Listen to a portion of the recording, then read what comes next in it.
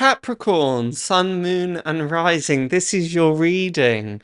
You'd normally expect me to say for your week ahead, but this time it is for the year ahead. So this is a 2025 forecast reading for Capricorn. We start with the Page of Pentacles. When I turned this card over for you, and particularly for you, Capricorn, I just did an internal cheer. I was like, yes, brilliant, such a great start. I say that partly because the Pentacles are obviously the sign of Earth, as Capricorn is, and this feels different.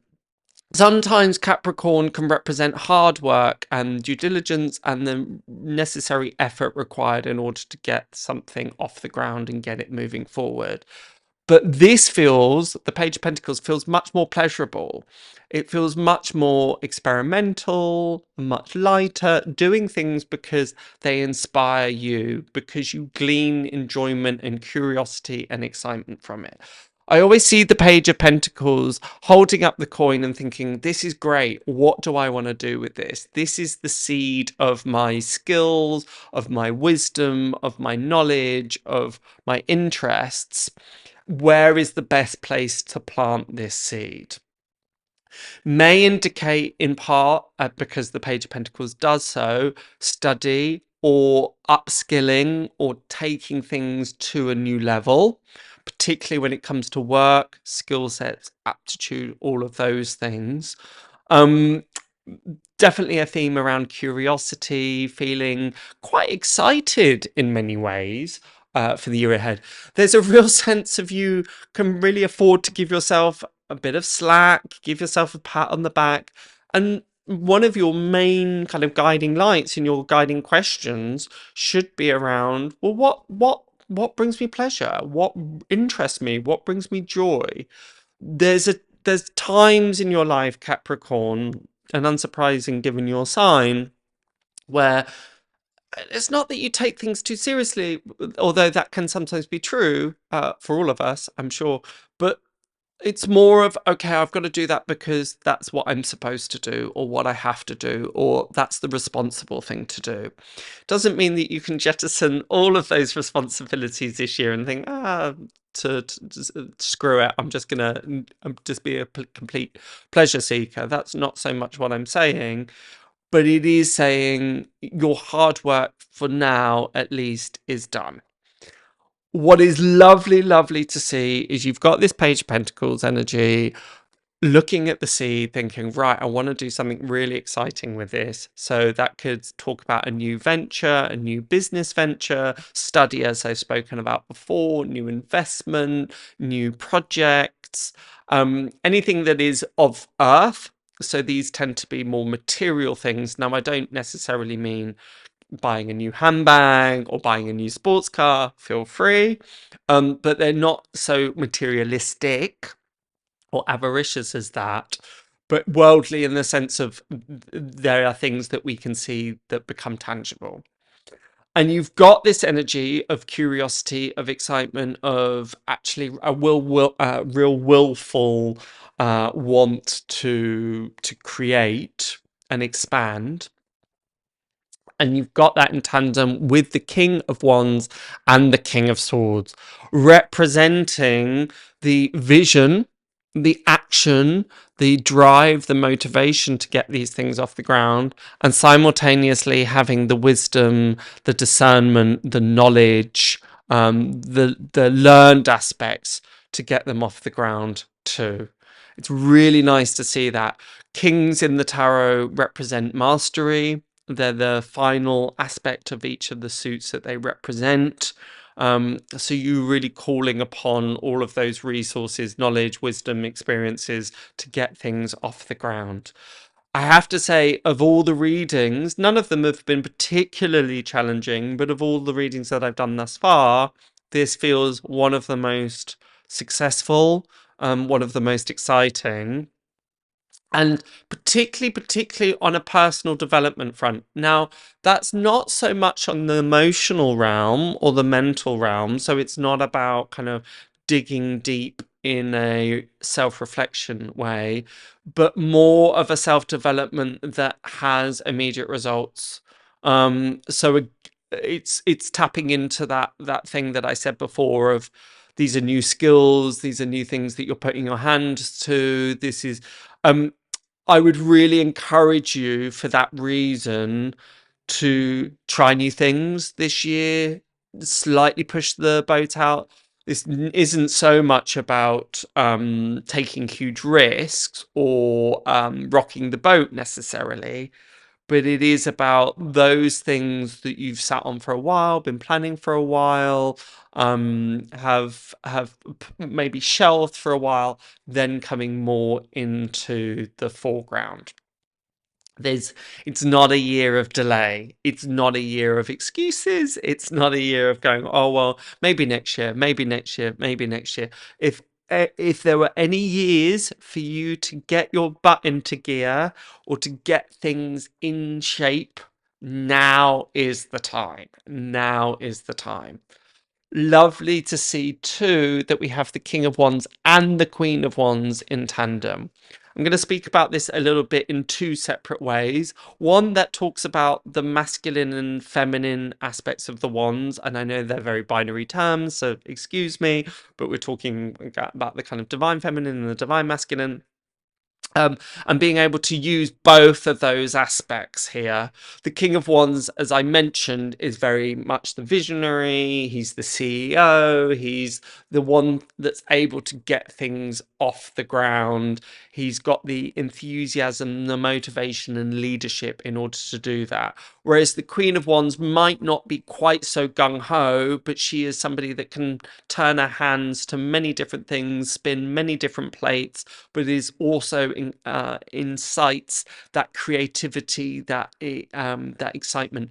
You can think of it as the lion and the lioness. So this real, this very gung-ho, confident, this quiet strength. There may very well be themes of leadership coming up for you this year, and I'm mixing animals here, but being able to grab the bull by the horns and charge forward with it.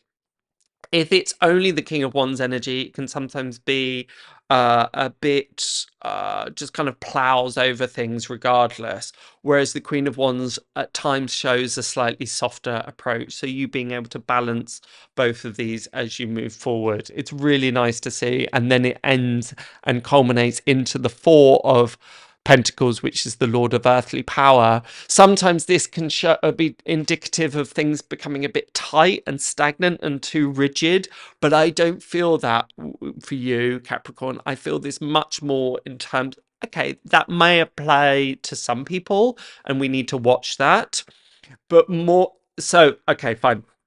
They're giving me some caveats on that, but I'll come back to that in a moment.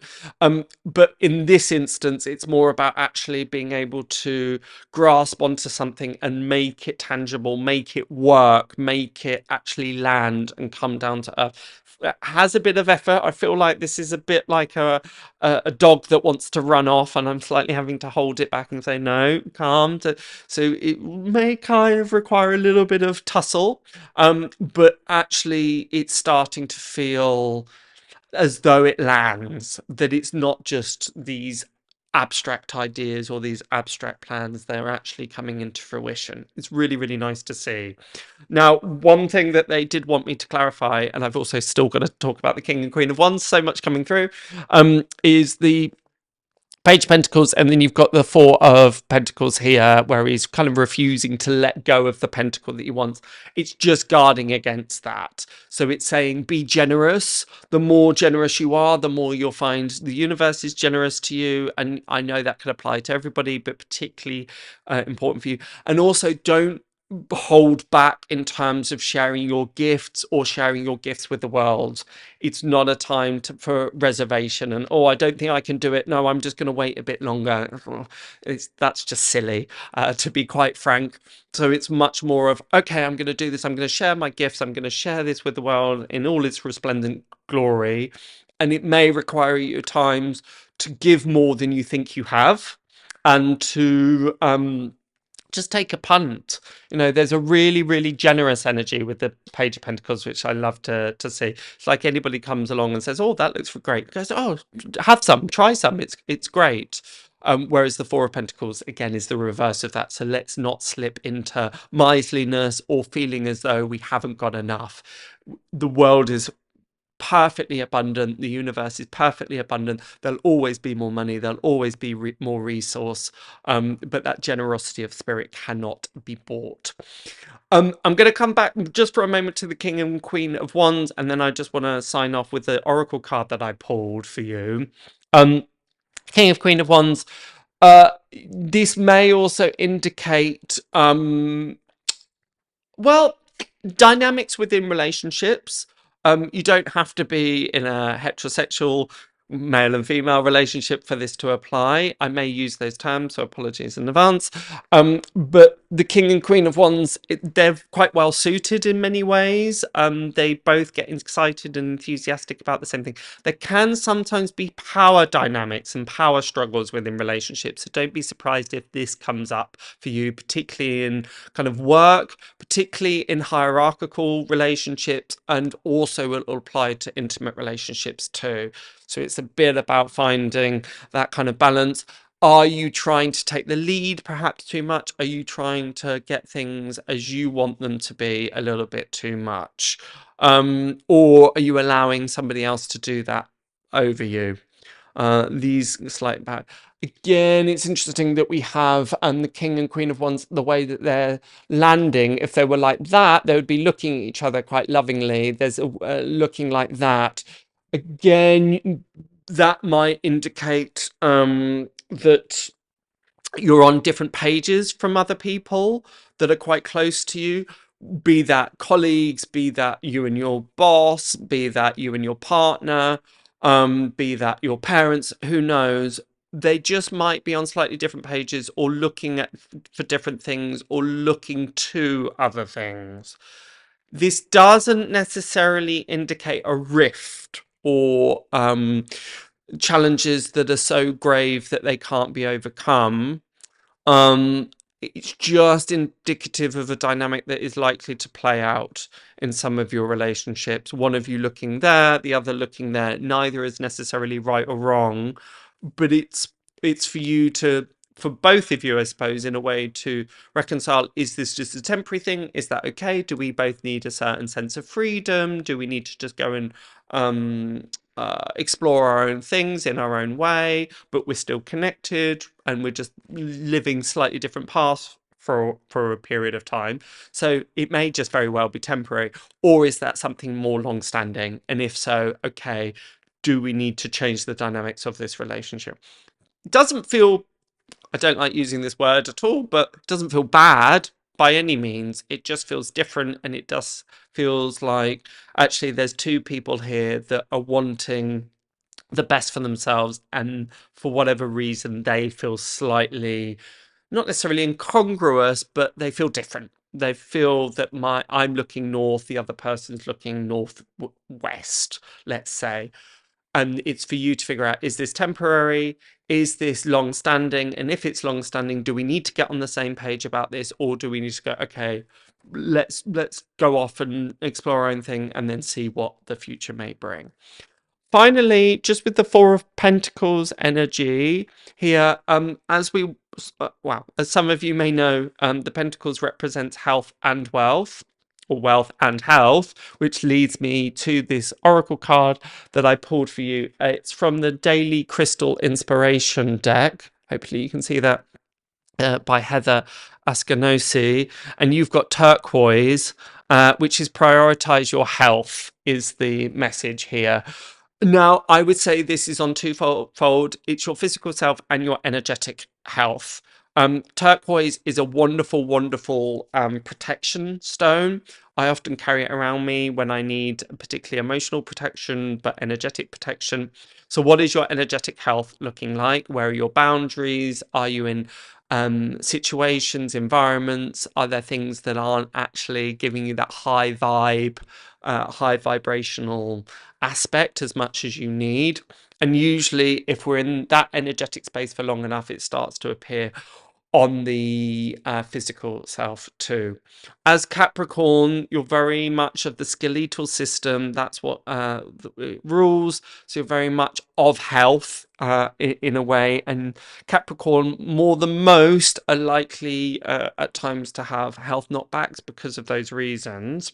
A bit of a gross generalization, but hopefully you're still with me. But as much as he's examining where do I plant these seeds, what should I do, he's also examining his health. So it's a really, really good point. This isn't about red warnings, not amber warnings. This is nothing to be worried about. It's more of actually, have I let my health slip a little bit? And that can be on a subtle level of, have I been, did I used to take vitamins that I thought were really good for me, really supported my immune system, and I've let them slip? Or is it that I've been burning the candle at both ends? Have I been working really hard? What do I need to bring my health back into balance? What do I feel what do I find very restorative? How do I convalesce? Just please, please, please ensure that you make your health a priority, particularly with regards to your stressors. What tends to kind of stress me out, because as we know, nothing undermines health more than stress. Nothing to worry about, just allow it to come back into focus, into the foreground. So that is my reading for you, Capricorn. As I say, one of the more exciting spreads for the year ahead, so it looks great. To get a more rounded view, I would highly, highly recommend that you go and check out your rising sign and your moon sign when they release this week. But until next time, have a wonderful, wonderful end of the year, and I shall see you in 2025. Very excited. Bye for now.